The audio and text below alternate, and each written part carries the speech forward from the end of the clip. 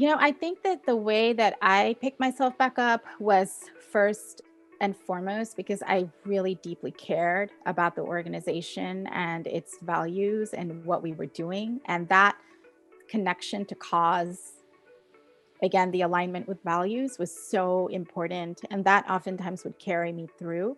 I think another piece is to recognize that it's actually okay to make mistakes. It's okay to not know what to do all the time. That we don't have to be perfect leaders every moment. That we don't have to rise up to this icon or idea of what a leader should be, and that there isn't like shame in failure, you know?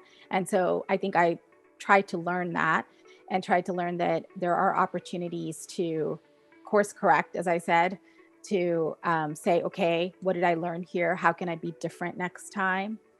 That helped. And then I think I also was, again, fortunate that I had a really supportive group or circle around me that I could rely on, whether it was peer executive directors who were going through similar concerns, whether it was family, whether it was close friends that I could really rely on and talk to about, some of my own experiences. And towards the end of my time at SALT, I was also really fortunate to have a coach, a leadership coach. And I think that made all the difference for me as well, both in terms of my own self awareness, but also in understanding what my own boundaries are and what my limits are too.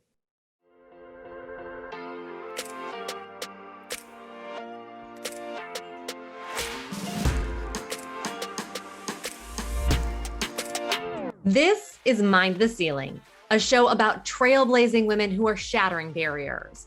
These are the candid conversations that dig into what the journey to finding purpose and climbing to the top of industries is like. All of the victories, hurdles, bumps and bruises, and celebrations along the way, and the tools you can use to be the next ceiling breaker. I'm your host, Tamara Lane. Today, my guest is Deepa Iyer, who has literally built movements. Beginning her career as an attorney, Deepa's passion for immigrant and racial justice showed up in the courtroom. Before she knew it, Deepa was the executive director of racial justice nonprofit South Asian Americans Leading Together, which focused on building up communities in a post 9/11 world. This was one of many national organizations Deepa has played an influential role in. Beyond that, she has written a highly acclaimed book, We Too Sing America, spoken at events nationwide, and hosts a podcast on multiracial solidarity called Solidarity Is This. She has dedicated her life to causes that she believes in, and this is how she describes her journey to finding purpose. Course correction. Course correction, not just an action, but a skill. After learning from experience after experience, Deepa realized, I think that the purpose of my life is to provide ways for people to engage in social change work. but how to really do that? Well, it's way more complicated than it seems. I want to talk right now about what you're doing. So tell me about your role.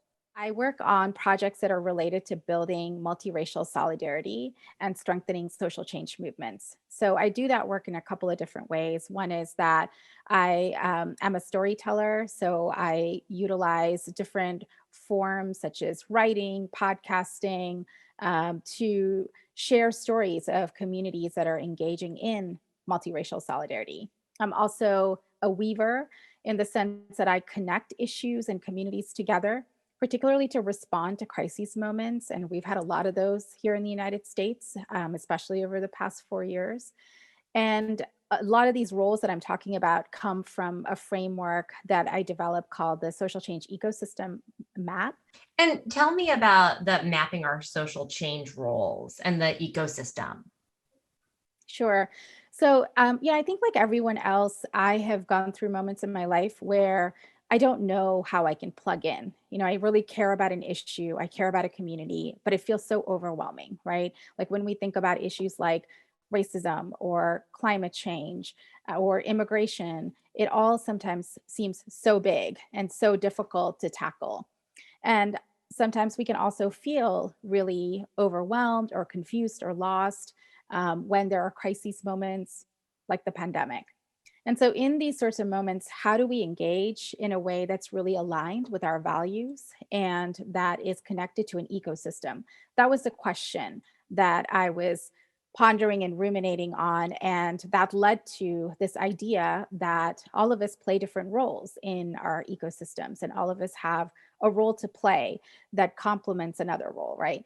And so the roles in the social change ecosystem framework, there are 10 of them, are opportunities and ways for us to step in to engage in social change. Can you give us a peek at just a few of those questions?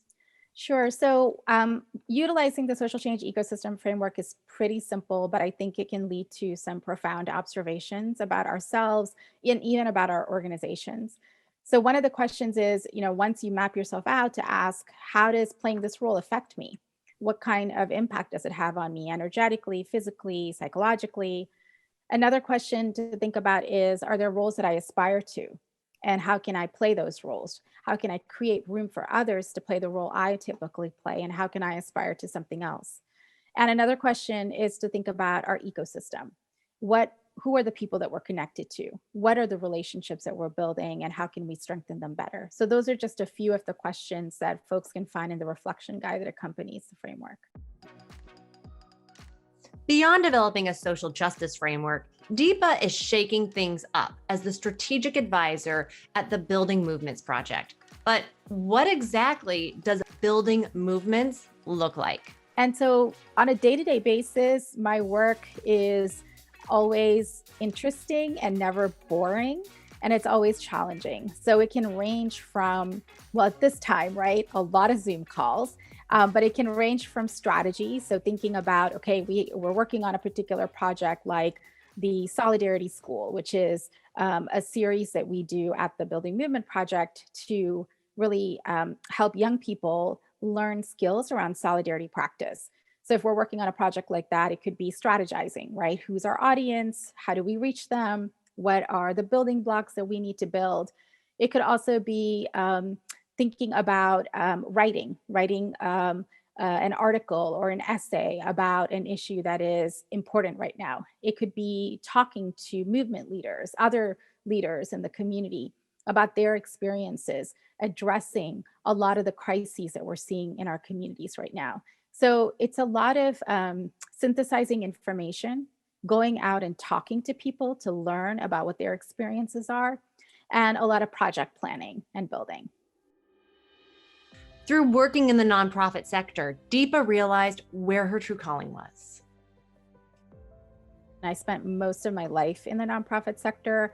It is really kind of my home. I think that nonprofit spaces can be very challenging, like any other workspace, but I think they also draw people who obviously are committed, right, to issues and causes that they care about and have a certain set of values around creating systems change. But there are also spaces, I think, that draw certain types of personalities, including people who tend to like working in collaboration and in teams, people who are interested in weaving together different communities and resources, and people who are able to work at a high-paced environment, a quick, fast environment, and multitask a lot. I think that a lot of those qualities are ones that I do have and that, enable me to work in the nonprofit sector. And those qualities began at an early age. To find that out, we've got to go back to one of the biggest transitions in Deepa's life. I was actually born and raised in India and did not move to the United States till I was 12 years old. And when we moved here, we settled in Louisville, Kentucky. And so, as you can imagine, it was quite a culture shock on a lot of different levels to move to a community in the South, to move to a place where really the racial lens was black or white, and it wasn't clear, where we fit in. We knew it wasn't along white communities, but we weren't entirely sure how to fit in with other communities either. And it was a time where, like a lot of other immigrant communities, we experienced our share of bullying and isolation and discrimination.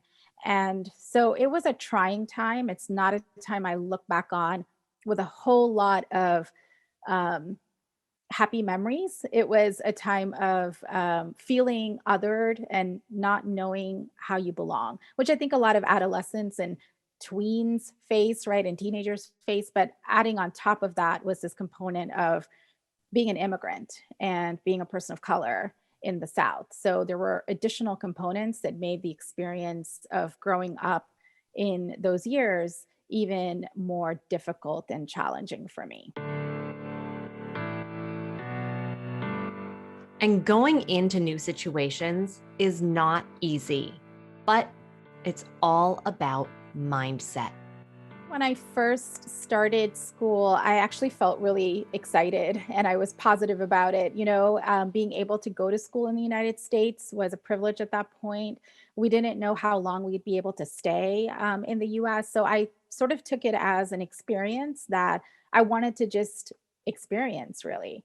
Um, but I think that quite quickly, I realized that, my accent, the way that I looked, the way that I dressed, all were markers of otherness, right? And so very quickly, that excitement was dampened. And I sort of experienced the reality of um, being in an environment where you're always on the outside looking in.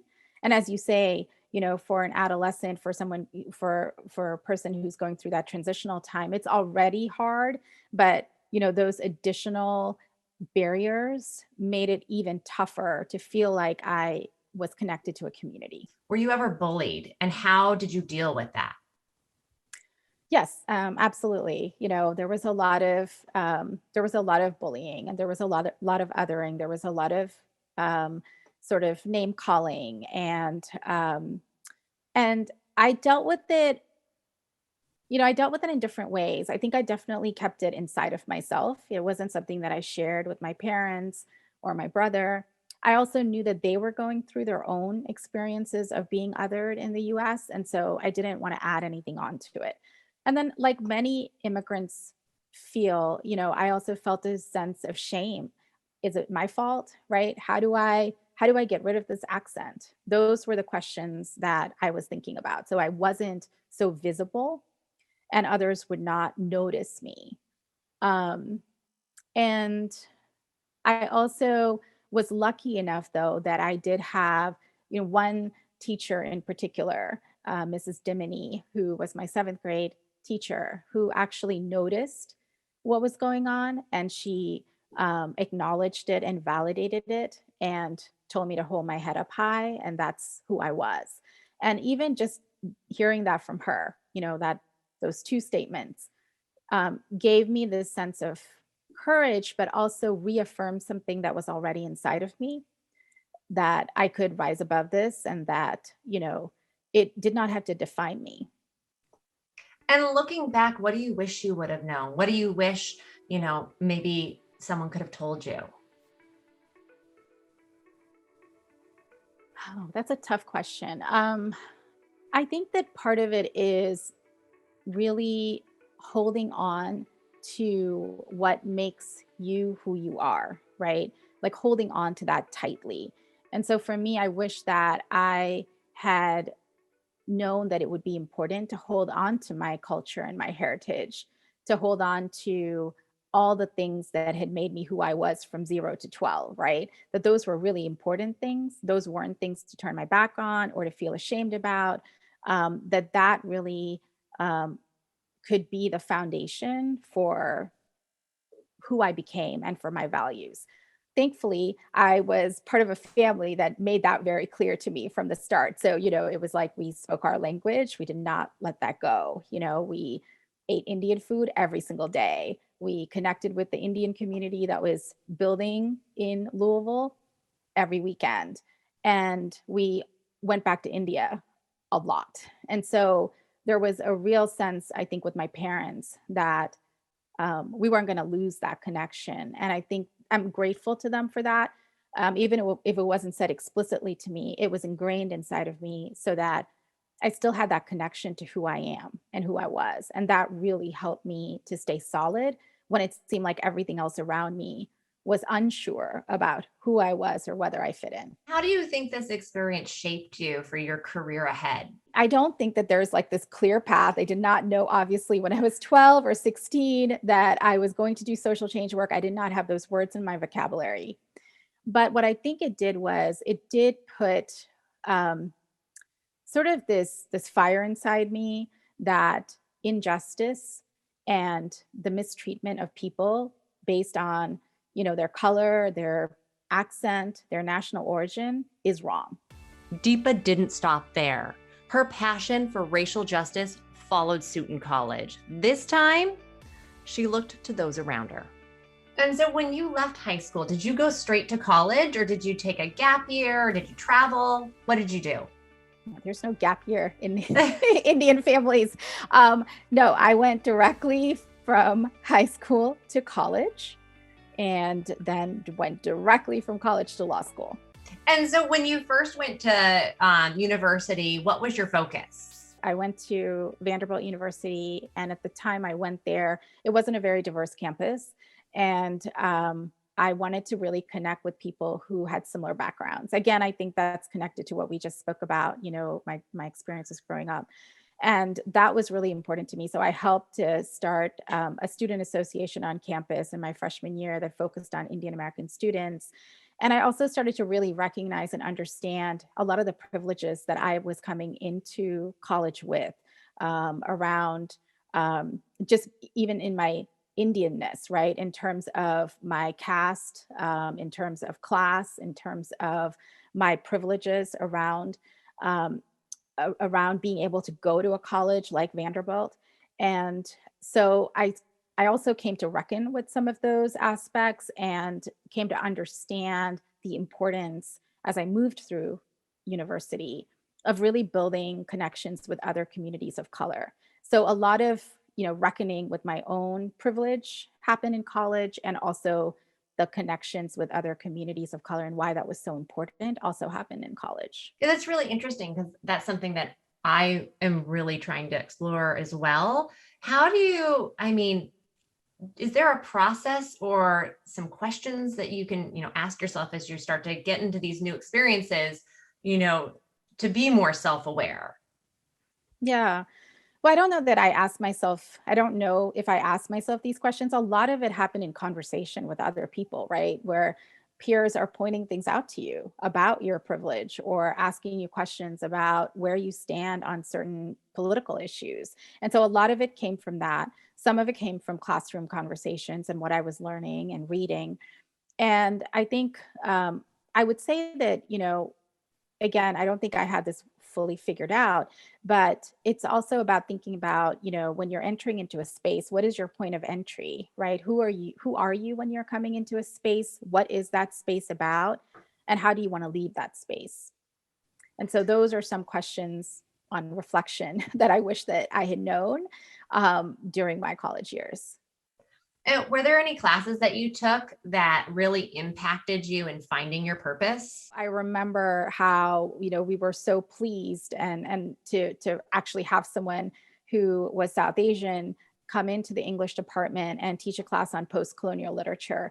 And I think that class really shaped me because it helped me understand and put into perspective how we think about, what the classics are, how we think about the impact of colonialism and the white gaze and how that affects people and their histories and their experiences and their literature.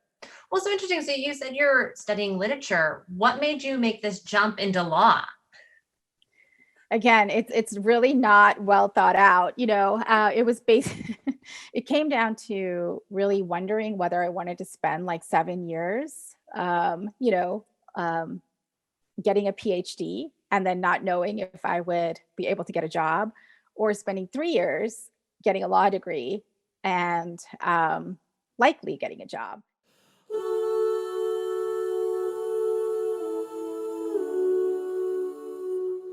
We make thousands of choices every day, some tiny, some lead us on our path. And there are so many factors that go into those decisions. So then you went to Notre Dame. Did you go there for a specific purpose? Was this the law school that you wanted to go to? Tell me why you chose it. I would say that it was the law school that made sense to me at that time, at that moment to go to. It was again a geographical issue. It was close enough to home, but a little bit far enough as well.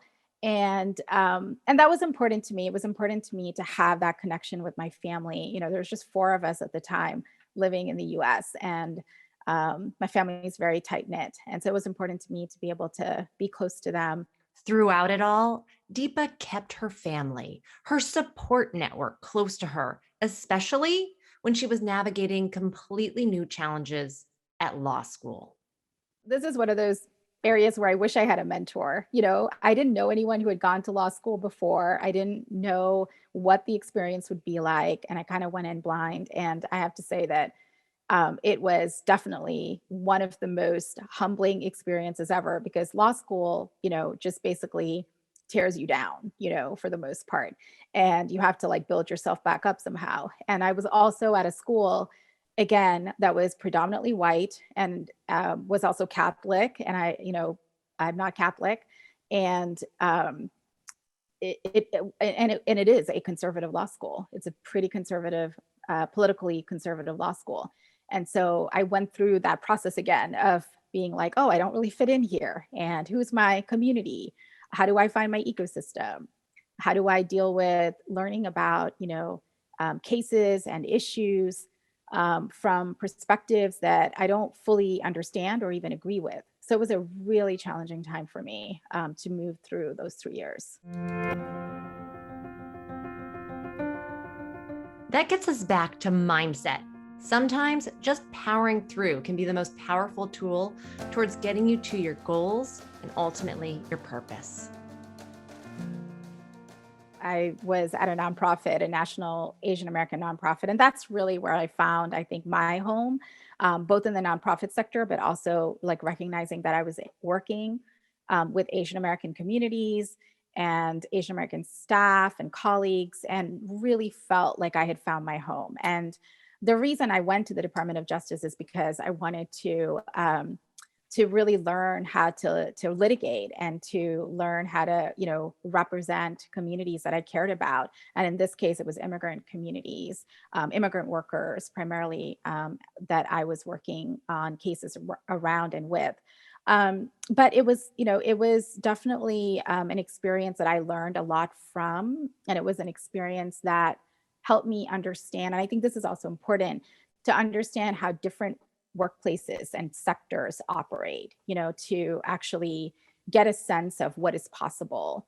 Because my work is really on systems change, and the government is a system. And so a lot of my work within the Civil Rights Division was to actually bring communities and the Civil Rights Division closer to each other, right? Because there shouldn't be a barrier, there shouldn't be distance when you are working on civil rights issues for the government and the community is not even at the table. So, bridging those barriers, bridging that distance was one of the key things that I was focused on, well beyond, you know, along with obviously like the legal representation and work that I did. And to me, the reason that my time at Justice stands out is because I was there when 9/11 happened. And I think that, you know, what I feel that I contributed at the time, along with a lot of other attorneys, was the ability for the Civil Rights Division to reach out to Muslim, Arab, Sikh, and South Asian communities that were being affected by the hate violence, the profiling, the detentions, and deportations after 9/11, and really connect them to talk about what their communities were facing and why and how the government needed to shift its policies. So that is what I see as one of the contributions that I helped to make while I was there. Well, and while you were there, did you ever hit any roadblocks with what you were trying to accomplish? You know, I think that while I was there, to be honest, I was working in a part of the Civil Rights Division that was really supportive um, of the work that I was doing. And I had, mentors and supervisors who believed in the importance of connecting community and government and creating change within the government. But something didn't sit right. And when that happens, sometimes it's just best to follow your instincts. And that can be one of the most powerful indicators for pursuing your purpose. Well, and why did you decide to leave? I left because I had a tough time working for the Department of Justice and the US government at the time. Because again, on one hand, I was talking about civil rights and with the communities that I was outreaching to and trying to enforce their civil rights. But on the other hand, the US government was profiling those same communities and putting them in detention and deporting them. And I just felt like it was not aligned with my values again. Like I couldn't do one thing while another thing was happening at the same department that I was working in. And so I just didn't feel like I could do the work with integrity. And I was also at that time pretty clear that where I needed to be was back in community. And so I found my way back in that way. Well, how do you, and I'm curious from kind of a tactical standpoint, because I think so often we're confronted with, you know, our own values and then what either our workplace or our employers or the there's so many things that try and push us in other directions. How do we stand firm? Like, what advice do you have to say, no, these are my values and I'm going to, pursue them? So I think first of all, you're absolutely right, right? Not everybody gets to make that choice. And I recognize that I had, again, a lot of privilege in being able to make that choice. I had the ability to say that I could leave the government and go to a nonprofit organization. I had the financial privilege to be able to say that because of the work I'd done before. And so that is not the case for everyone. So I don't know that it's so easy to say, well, my values are not aligned, so I'm going to leave this workplace. So I really recognize that. I think that there are a couple of things, right? One is to try to see if there's some way you can change or advocate from within, to see if there can be more alignment, right? Like, are there things that you could do that are in line with your values that you could bring into a space where, as you say, there might be a misalignment or maybe people don't really care about those issues, right? So there's some level of advocacy I think we all do in our workspaces. This was a privilege Deepa harnessed to use her power for good. Although she was new to the nonprofit space, she didn't mind jumping in the deep end by starting her own nonprofit, and not just any nonprofit. I worked at a local nonprofit organization in DC, and then I went to SALT. I think that my time at SALT honestly is a blur to me because it was 10 years and it was basically trying to build an organization at a time of tremendous crisis in the community. And it's very hard to do that. You literally feel like your boat is leaking in so many ways and so many places, and yet you have to keep it steering forward, right, in the direction of the North Star of where you're going. And it is a really tough thing to do. So I see that time as being, a time where I made a lot of mistakes, made a lot of course corrections. I think one of the things that people often don't recognize is that being an executive director sounds like a really amazing title and job, but it is one for which most of us who have been executive directors have been woefully unprepared for. There's no training school to become an executive director. You just kind of are thrown into it. And a lot of us come into those positions because we care about our communities, we care about the issues, we care about the organization. Sometimes we're the founders or co-founders of these organizations. But when we get in there, we're confronted with so much of the nuts and bolts of organization building that really take away from your passion, And so it tends to be about fundraising, and it's about hiring, it's about supervision, it's about responding to different partners, responding to requests. It's about organizing the board. There's so many aspects of it that are not necessarily the reasons why folks go into those positions. I felt, I mean, I definitely was not trained. There are certain things I could do. I do policy work, advocacy. Um, I could write. There are certain things I could do, but there are a lot of other things that I wasn't prepared to do or didn't know how to do well. And it's also a very isolating and lonely position. I think that folks oftentimes, again, glamorize it, but it is a position where when you're seen as someone at the top of a hierarchy, you're naturally, and perhaps it's okay, right, that you're not always trusted. And so there is a lot of those barriers that come into play as well. Um, so it was definitely, one of those situations where I learned so much about myself. I learned about what I was good at, what I was not good at. I learned what it meant to have a goal and stick with it, even when a lot of times things were going wrong or things were crumbling or would crumble, and to pick myself back up. Well, and so when you entered into that position, you were, a young woman still. I'm still a young I woman. know, I No, was I'm gonna kidding. say, I like still are. But like you were definitely, in a young woman, taking on a lot of Yeah, I was 30 years responsibility. old. Yes. 30 years old. Yes. um, and so how did you kind of harness that inner power and confidence?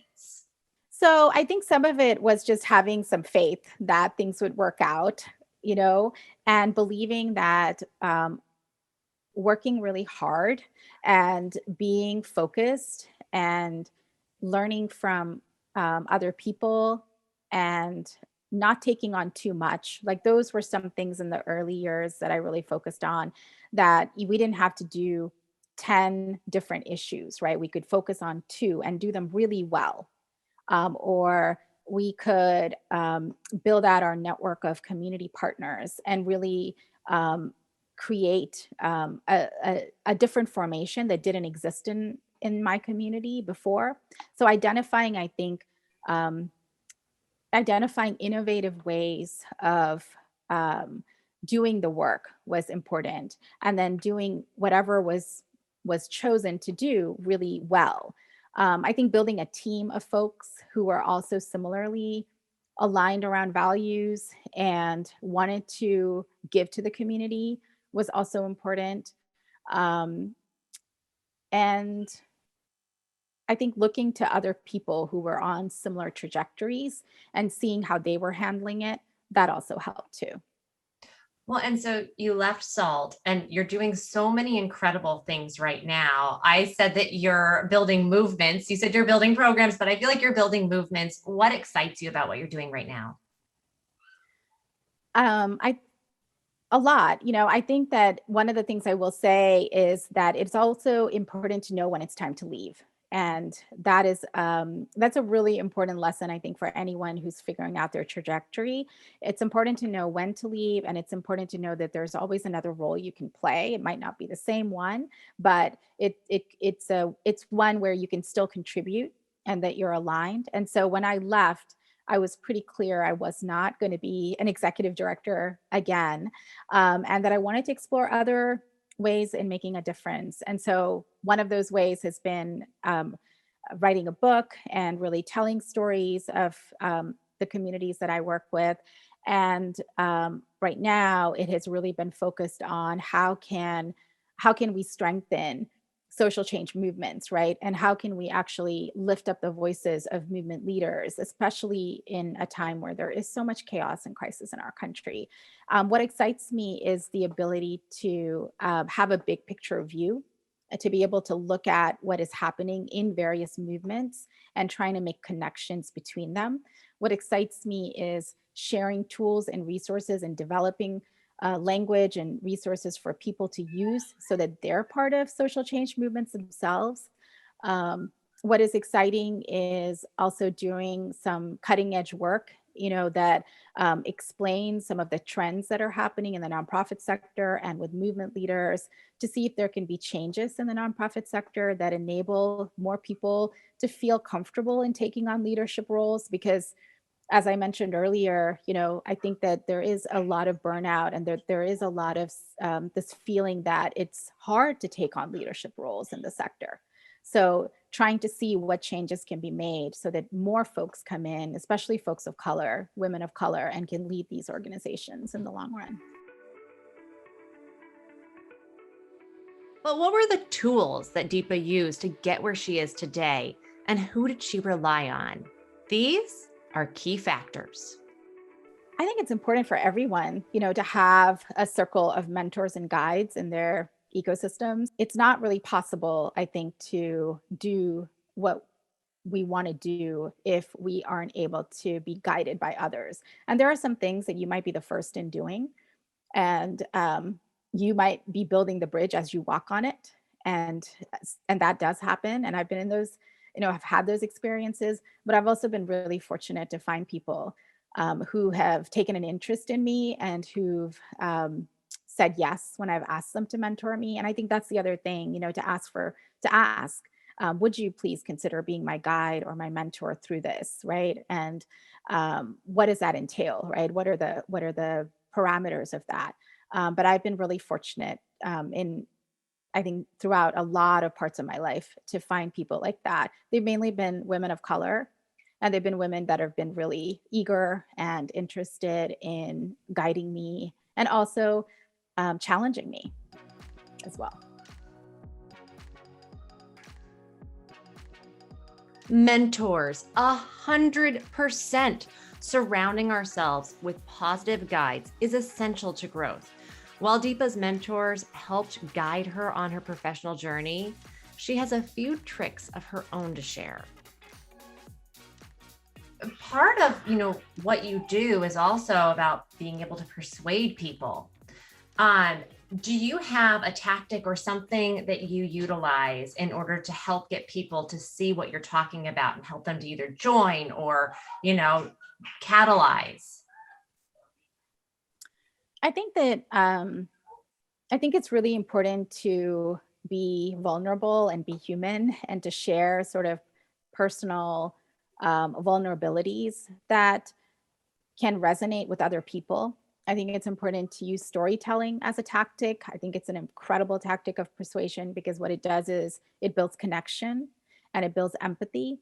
And so I think those are a couple of ways in which I found that it is possible to bring folks along or to open people's minds or to persuade them. Yeah, I was going to ask the question, how often do you find yourself the only woman or woman of color in a room? But I feel like you would probably say a lot. Well, it's so interesting. I appreciate you asking that because I will say that for much of my life, that was true. And I think that's one of the reasons, to be quite honest with you, that I pivoted in terms of my social justice career in not wanting to be part of those spaces. After law school, I spent 9 months at a law firm, and that was it. I've never been in spaces I have only been in spaces from then on that have been diverse and that have where I have not been the only one. Well, so do you have any advice for young women who are in that situation in high school or in college that they can take in and they can, utilize? Well, I really hope that those cases are not happening as much anymore, given that our country is demographically so different than it was, like 15, 20 years ago or whenever, more than that, I think. I really hope that those experiences are happening in less and less. But if it does happen, I'm sure it happens, particularly in places like in the South or in rural parts of this country. I think that, my advice, my humble advice would again be one to identify what are the values that make you you. So those could be cultural, they could be familial, they could be things that you're interested in, they could be political, right? To get kind of aligned with those values. And then secondly, to find an ecosystem. And it does not have to be like 100 people. It could be like 3 people. When I was in law school, it was often like 3 to 5 people, right? But having that core community that you can trust and that, you can go to when you're feeling lonely or overwhelmed or unsure of yourself, and that can reaffirm who you are, is so important. So those are the two things that I would say might be helpful. If you could go back and tell yourself anything at 15, what would it be? 15. Okay. Or you can pick an age. No, that's fine. I would say, it's interesting because I was telling my 10-year-old this the other day, but when I was, I think, 15 or 16, I had this poem on my wall, the poem The Road Not Traveled by Robert Frost. Two roads diverge in a wood, and I took the one less traveled, and it's made all the difference. And I remember that I put that poem up on my wall in my home because it really resonated with me even back then. There was something about it that, kind of was a call to action, an invitation to actually explore the roads that weren't traveled. And, I did not think then that I would end up being like a civil rights advocate, lawyer, executive director, all things that certainly were roads not traveled, I think, in many like Indian American families and homes at the time. But there was something about that. And I think if I were to go back, I would say hold fast to that, because you were onto something then. And it's important to kind of listen for the messages from the universe about what is resonating with you, and to hold fast to those things, because they're not just messages, right? They're kind of reinforcing what it is that we already know. So to be more aware, to listen to myself, to find my inner voice, and to become friends with it. And that is it, the unfiltered, undeterred journey of Deepa Iyer, a passionate trailblazer building movements for justice and solidarity. And now it's time for the Mind the Ceiling Mindful Minute with Anika Uden, our podcast's associate producer and potentially your company's next CEO. Anika, take it away. What book changed your life or impacted you the most? Game of Thrones, When Things Fall Apart. The next question is, who is your most influential role model? I would say that my mother is a very influential role model to me, because she models empathy and compassion in a way that I've not seen anyone else do. What organizational tool can you not live without? My notepad. I don't know if that's what you were going for. My notepad and a piece of paper and a pen. That's all I need. I agree. But yeah, that's the first person who hasn't said like some tech app, or is great. What do you do to find calm or to chill out? So I journal, and I also have started to, during this pandemic, started to do watercolor painting, which I'm horrible at, but which actually brings a tremendous amount of calm. If you could have a superpower, what would it be and why? My superpower would be to cure people's illnesses. I think especially now, there's this sense of how many lives we're losing to this pandemic. And I think curing illness immediately, quickly, right? That's a superpower, would be something that I wish I would have.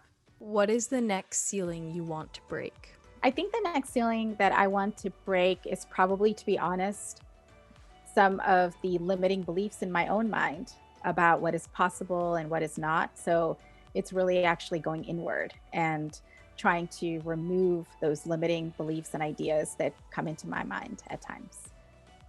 And that is our show, Mind the Ceiling. And here we don't mind the ceiling because it's meant to be shattered.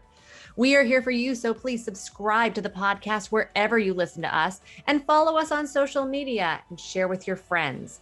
We would love to hear from you. Hit us up on our Instagram. You can ask our guest questions or just celebrate your successes with us. We will cheer you on along your journey. And with that, this is what makes us excited about the future.